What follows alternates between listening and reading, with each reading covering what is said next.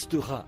Et oh, vous les amis qui êtes partout dans le pays, qui m'écoutez alors que je suis ici à Phoenix, réfléchissez à cela. Ici, vous êtes sujets à ces choses. Eh bien, Jésus a dit, cela séduirait les élus si c'était possible. Le premier esprit était le premier voile était un voile saint, le Saint-Esprit. Elle n'était pas censée regarder au-delà de cela. Mais quand Satan s'est mis à lui parler de la connaissance, elle a simplement jeté un petit coup d'œil au monde. C'est exactement ce que sa fille, l'Église, a fait. Vous devez voir, vous devez vous habiller comme les vedettes de cinéma, où les jeunes hommes doivent agir comme Elvis Presley ou Pat Boone, ou ces gens-là, au nom de la religion. Pat Boone est de l'Église de Christ. Elvis Presley est un pentecôtiste. Deux personnages démoniaques qui ont plongé le monde dans un pire chaos que l'a fait Judas Iscariote quand il a trahi Jésus-Christ. Ils ne le savent pas. Ces garçons ne le savent pas. Je n'ai rien contre ces garçons, ces hommes, mais c'est l'esprit qui les motive. Allez de ce côté-là juste un peu, et que cette plante grimpante s'accroche un peu à la tige du maïs une fois, et voyez ce qui va arriver. Pour ce maïs-là, c'est terminé. Oh oui, elle s'en est emparée. C'est ce qui lui arrivera. Cela arrivera à tous les coups. Ève n'avait jeté qu'un seul petit coup d'œil au monde. Laissez-moi vous dire quelque chose, mon frère, ma sœur. Dans 1 Jean, chapitre 2, verset 15, nous pouvons lire cela si vous le souhaitez. La Bible dit, si nous aimons le monde ou les choses du monde, c'est que l'amour de Dieu n'est même pas en nous. Maintenant, le mot utilisé ici n'est pas terre, c'est un mot grec, cosmos, ce qui signifie l'ordre du monde. Si nous aimons les modes de la terre, le monde, si nous aimons la tendance actuelle, si nous pensons que ceci est un temps merveilleux, oh, nous avons toutes ces choses. Si vous pensez ainsi, c'est que votre pensée est mauvaise. Elle est pervertie par le diable.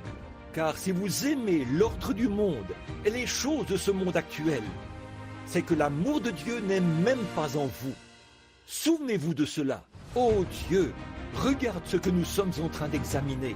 Je veux m'arrêter ici juste un instant pour vous raconter une petite histoire. Je l'ai entendu d'un aumônier de la Première Guerre mondiale. On l'avait jeté comme Satan quand il est venu dans le jardin d'Éden au commencement. Il ne pouvait pas déterrer les semences. Il ne pouvait pas les détruire. Mais il a répandu du poison là-dessus. Cela a déformé la semence. Et elle ne s'est pas reproduite selon son espèce originelle. Cela a déformé la semence originelle. Et c'est ce que font tous ces programmes religieux. Ils sont toujours des fils et des filles de Dieu. Mais ils sont déformés. Ils vont à l'église parce qu'ils veulent faire ce qui est bien. Une religieuse n'entre jamais dans un couvent pour devenir une femme vile. Un ministre ne va jamais à l'école juste pour devenir un homme mauvais. Jamais on ne devient membre d'une église. On ne donne des poignées de main. On ne met son nom sur le registre ou tout ce qu'on fait dans son église pour devenir une mauvaise personne. On fait cela pour devenir une bonne personne. Mais c'est cette séduction, c'est cette déformation qui fait cela. Satan a répandu cela. Voyez, Dieu n'a jamais eu d'organisation. Ça n'existe nulle part dans la parole de Dieu. C'est Dieu qui est notre organisation. Nous sommes organisés en lui, dans un seul corps, en Dieu, au ciel. C'est vrai, nos noms sont dans le livre de vie de l'agneau. Remarquez, mais vous voyez, je sais que c'est très difficile, mais je vous prie de me supporter encore un peu, si vous le voulez bien. Au temps de la guerre mondiale, pardonnez-moi de m'éloigner de mon sujet, mais pour bien faire comprendre ceci, je désire vous donner mon analyse de ce que Satan a fait en Éden. Il a vaporisé un horrible poison, l'a répandu. Voulez-vous savoir ce qui a été répandu? Je peux vous le dire. J'en connais la formule. Et c'est deux mots. L'incrédulité. Ce qui est contraire à la foi.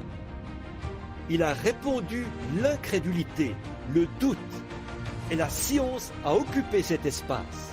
Cette cavité qui permettait de pénétrer dans la semence.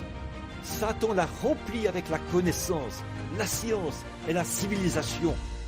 Et cela a déformé toute la création de Dieu en entier. Je sais que vous pensez que je vous mets sur une corde raide, mais je suis sur cette corde avec vous. Et nous sommes tous ici pour essayer de trouver ce que nous pouvons faire. Nous ne disons pas ces choses-là par esprit de contradiction. Nous devons être honnêtes. Chacun de nous, nous arriverons au bout du chemin et nous aurons à rendre compte de chaque mot. En ce moment même, nous savons que nos voix, à notre naissance, notre tout premier petit cri est enregistré sur une bande. Elle sera réécoutée au jour du jugement. Même les vêtements que vous portez vous seront présentés au jour du jugement. Même la science a découvert cela par la télévision. Vous voyez, la télévision ne fabrique pas d'image. Elle la retransmet tout simplement. La couleur de vos vêtements. Chaque fois que vous bougez, chaque pensée qui traverse votre esprit, toutes ces choses sont absolument conservées dans le registre de Dieu. Et ces grandes choses-là vous seront présentées. Chacune de ces robes souillées que vous aurez portées. Chaque fois que vous êtes allé au salon de coiffure pour couper ces cheveux que Dieu vous a donnés, vous le verrez. Vous aurez à répondre de ça. Vous ne pourrez en aucun cas y échapper. Même les pensées de votre cœur, au moment où vous le faisiez, vous seront présentées. Comment y échapperez-vous? Comment échapperons-nous en négligeant un si grand salut? Voyez, nous n'y échapperons pas. Chaque mouvement, chaque pensée du cœur s'est enregistré dans une autre dimension. Même la couleur des vêtements que vous portez, la télévision en couleur le prouve. Elle capte cela et le montre, voyez? Et ça, c'est juste dans l'une des trois dimensions où nous vivons. Voyez? Maintenant, comment ce poison a-t-il frappé l'Église, frappé la terre? Le poison de Satan sur les semences y a creusé des cavités et a causé leur déformation. De plus en plus, il pénètre profondément dans le cœur des églises et dans le cœur des gens. Et tout est devenu la science, la science.